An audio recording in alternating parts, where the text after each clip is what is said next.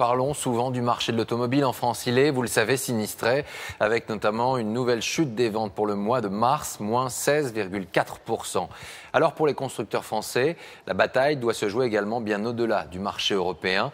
Ainsi, vous allez le voir, en Australie, une marque française est passée à l'offensive. Renault est devenu là-bas un symbole de prestige. Hakim Abdelkalek et Cyril Paquier.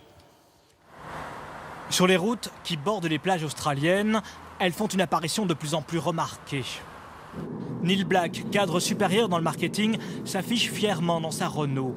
Cet Australien n'a pas hésité à débourser l'an dernier 40 000 € pour se l'offrir, presque le même prix que les grosses berlines allemandes. Dans un marché local ultra dominé par les marques asiatiques, rouler français est selon lui un signe de distinction, de luxe. Renault est un peu une voiture à part et en même temps elle a le prestige français qui va avec. C'est ce que j'aime, soit avec le champagne français ou la gastronomie française.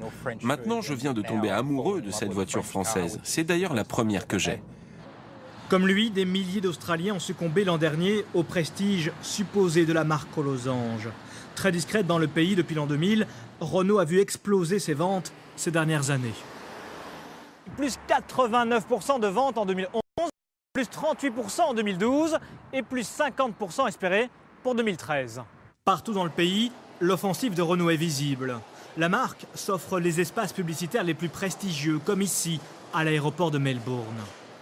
Dans ses spots télévisés tournés sur place, elle valorise les modèles qui répondent le mieux aux goûts et aux attentes des Australiens, comme ce 4x4. Un véritable carton dans le pays. Il représente un tiers des 5000 véhicules vendus l'an dernier. Pour Sean Donaldson, qui vend désormais 2 Renault tous les 3 jours, le groupe français a réussi à s'adapter au marché local. Elle est compacte. On peut la garer facilement. C'est une voiture idéale pour 3 enfants et les parents. Il y a de la place pour mettre les affaires scolaires et sportives et en même temps, elle a un style qui plaît. Les véhicules acheminés en Australie sont fabriqués en France, en Turquie ou en Corée du Sud.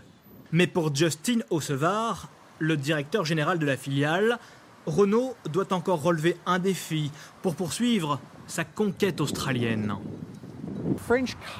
Les voitures françaises en Australie ne sont pas spécialement connues pour leur qualité de fabrication. Ce sont plutôt les marques allemandes et japonaises qui sont réputées pour cela. Ça nous prend donc un peu de temps pour développer ces arguments et pour que les Australiens comprennent que les voitures françaises sont également à la pointe. Même défi à relever donc pour Citroën et Peugeot. Mais Renault a désormais un avantage, son rayonnement en Formule 1. 3 titres mondiaux ces 3 dernières années. Dans un pays qui adore les sports mécaniques, les succès répétés de Renault sur les circuits de Formule 1 jouent également un rôle important. Un succès qui symbolise la volonté du groupe d'être beaucoup plus présent sur tous les marchés d'Asie-Pacifique.